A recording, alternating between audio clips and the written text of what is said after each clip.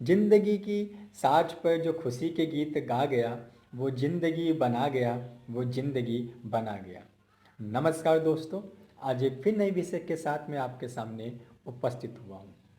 विषम परिस्थितियाँ। जी हाँ, किसके जीवन में विषम परिस्थितियाँ नहीं आती? अगर तो किसी न किसी क्षेत्र में हर व्यक्ति किसी न किसी प्रकार की विषम परिस्थितियों से सामना अवश्य कर रहा है, लेकिन वह इस विषम परिस्थितियों से कि वह भूल जाता है कि इन विषम परिस्थितियों के होते हुए भी किस प्रकार वह अपना जीवन खुशनुमा रख सकता है। क्योंकि विषम परिस्थितियाँ आने के बाद ये एक जीवन का अनुभव कहूँ या जो दूसरों के अनुभव पड़े हैं, कहीं ना कहीं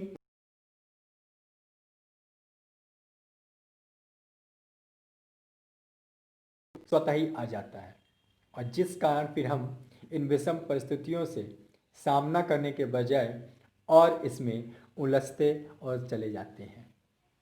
अगर मैं पूर्व काल की बात करूं, जो मुझे बड़ा अच्छा उदाहरण लगता है, वो लगता है मर्यादा पुरुषोत्तम भगवान श्री राम का। क्या उनके जीवन में विषम परिस्थितियां नहीं आई, लेकिन उसके ईर्ष्या नहीं रखा, द्वेष नहीं रखा, किसी के प्रति क्रोध नहीं किया।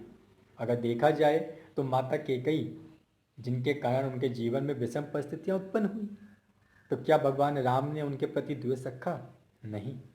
जब वह 14 वर्ष का वनवास कंप्लीट करके वापस आए, तो उन्होंने सर्वप्रथम माँ केकई के ही चरण स्पर्श किए।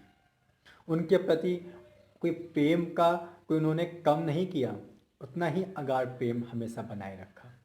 और अगर मैं दूसरा अगर बात करूं तो रावण, लंकापति रावण, जो माता सीता को कुटिया से उठा के ले गया था, देखा जाए तो वो भी एक भगवान राम के लिए बहुत बड़ी विषम परिस्थिति थी, संकट की घड़ी थी। तो क्या भगवान राम ने रावण से भी द्वेष भाव उत्पन्न किया? नहीं किया। उन्होंने मृत्यु के बाद भी उसे अपना लोक प्रदान किया, जबकि उसने इतने दुष्कर्म किए हुए थे।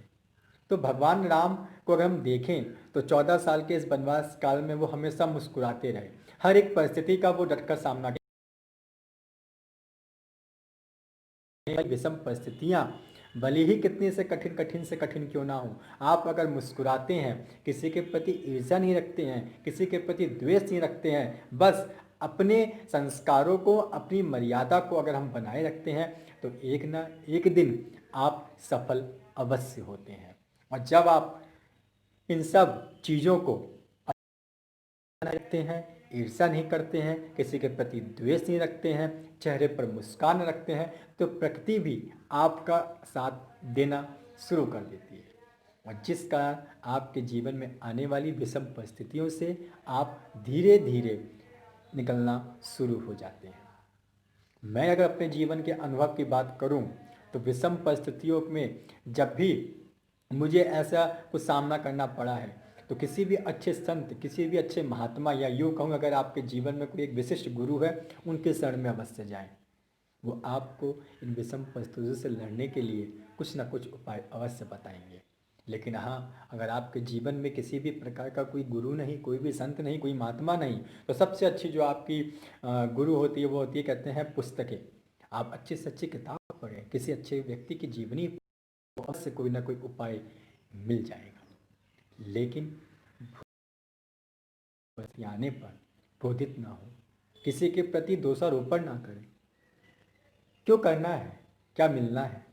आप और इस संकट की घड़ी में उलझते चले जाएंगे और ये परिस्थितियाँ बढ़ती चली जाएंगी। और शायद मैं इस चीज़ को मानता भी हूँ कि जो होता है वो अच्छा, परिस्थितियाँ आपके जीवन में बहुत कुछ सिखा जाती हैं, एक ऐसा अनुभव दे जाती हैं जो जिंदगी भर आपका साथ देती हैं कि हाँ, ये होने पर ऐसा हुआ था। इसलिए भी नेगेटिव ना हो, पॉजिटिव सोचें, किसी के प्रति ईर्ष्या ना रखें, द्वेष ना रखें, चेहरे पर मुस्कान बनाएं और उसका धीरे धीरे सामना करते रहें। फिर आप देखिएगा कि विषम परिस्थितियाँ, कहने को विषम परिस्थितियाँ होंगी, लेकिन आपके जीवन में एक ऐसा अनुभव दे जाएंगी जो हमेशा आपको कामयाबी की ओर बढ़ती चली जाएंगी। खुश रहें, स्वस्थ रहें। धन्यवाद।